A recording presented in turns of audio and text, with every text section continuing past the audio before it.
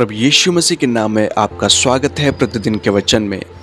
आज का वचन जो कि लिया गया है रोमियो की पत्री अध्याय 8 पद 26 से, जहां पौलुस प्रेरित इस प्रकार लिखता है, इसी रीति से आत्मा भी हमारी दुर्बलता में सहायता करता है, क्योंकि हम नहीं जानते कि प्रार्थना किस रीति से करना चाहिए, परंतु आत्मा ही ऐसी आहें भर भर कर जो बयान से बाहर हैं हमारे लिए विनती करता है।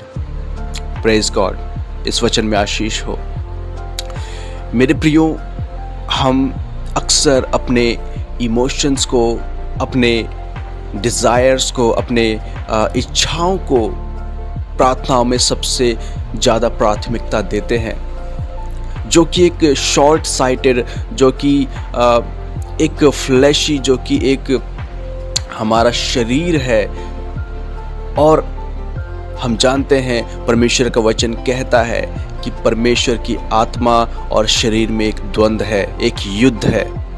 शरीर आपसे वो चीज़ें करवाना चाहता है जो आत्मा के विरुद्ध है। सो मेरे प्रियो, यहाँ पर जो पौलुस प्रेरित लिखता है कि इसी रीति से आत्मा भी तुम्हारी दुर्बलता में सहायता करता है। मेरे प्रियो, हम दुर्बल कब होते हैं? जब हमारा शरीर हमारे आत्मा पे प्रबल होना चाहता है, हमारी परमेश्वर की इच्छा पर प्रबल होना चाहता है। ये वह स्थिति होती है जब हम अपने आप को सबसे ज़्यादा दुर्बल पाते हैं। हमारे मन मस्तिष्क में, हमारे हृदय में एक द्वंद्व चल रहा होता है, एक कॉन्फ्लिक्ट होता है कि आखिर परमेश्वर की इच्छा क्या है। मेरे प्रियो, ऐसे ही समय में यहाँ पौलुस प्रेरित कहता है, क्योंकि हम नहीं जानते कि प्रार्थना किस रीति से करना चाहिए, परंतु आत्मा आप ही ऐसी आहें भर भर कर जो बयान से बाहर है हमारे लिए विनती करता है। मेरे प्रियो, हमें ये समझने की आवश्यकता है कि आत्मा हमारे लिए इंटरसेशन करता है, हमारे लिए विनती करता है। मेरे प्रियो, जिस प्रकार से प्रभु यीशु मसीह स्वर्ग में लगातार हमारे लिए प्रार्थना करते हैं, परमेश्वर से हमारे लिए एक इंटरसीड करते हैं, उसी प्रकार यहाँ परमेश्वर की आत्मा जो गिफ्ट के रूप में परमेश्वर ने हमें दिया है, वह आहें भर भर कर हमारे लिए विनती करता है। हमें परमेश्वर पे विश्वास रखने की ज़रूरत है, हमें आत्मा को उसका कार्य करने की ज़रूरत है। मेरे प्रियो, हम अक्सर अपने इमोशंस को प्राथमिकता देते हैं, हम अपने इच्छाओं को प्राथमिकता देते हैं, और ये परमेश्वर की इच्छा बिल्कुल भी नहीं है। जिस प्रकार से इब्रानियों अध्याय 7 पद 25 कहता है कि प्रभु यीशु मसीह हमारे लिए स्वर्ग में इंटरसीड करता है, क्योंकि हम नहीं जानते कि हमें क्या प्रार्थना करनी चाहिए। हमारा विज़न बहुत शॉर्ट साइटेड है। हम अक्सर धुंधला देखते हैं कि आखिर परमेश्वर की इच्छा क्या है, और हम एक नादान बच्चे की तरह कुछ भी मांगते रहते हैं, और हम नहीं जानते, शायद ये गलत हो, शायद ये एक अनराइप फ्रूट हो।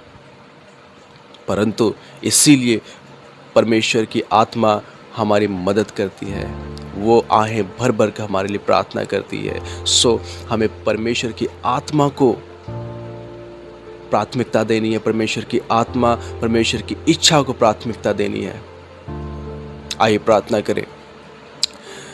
धन्यवाद स्वर्गीय पिता, धन्यवाद इस सुंदर समय के लिए जो आपने हमें दिया।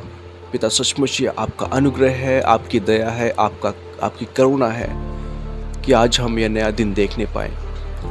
पिता, हम अक्सर अपनी प्राथमिकता अपने शरीर के अनुसार सामने रखते हैं, अपनी इच्छाओं के अनुसार सामने रखते हैं, पर पिता सचमुच ये एक अनराइप फ्रूट का रिजल्ट देती है, जो कि आपकी इच्छा के अनुसार नहीं है। प्रभु, होने दीजिए कि आपकी आत्मा हमारे जीवन में कार्य करे प्रबलता के साथ, सामर्थ्य के साथ, ताकि आपकी इच्छा हमारे जीवन में पूरी हो, हर एक दिन में, हर एक डिसीजन में, हर एक कार्यों में जो आपने हमारे लिए रखी है। धन्यवाद पिता परमेश्वर। हम अपने हृदय को आपके सम्मुख समर्पित करते हैं। अपनी आत्मा से हमारे जीवन में अपनी इच्छा को पूरा कीजिए। प्रार्थना मेरे उद्धारकर्ता प्रभु यीशु के नाम से मांगता हूँ, सुने और ग्रहण करें। आमीन।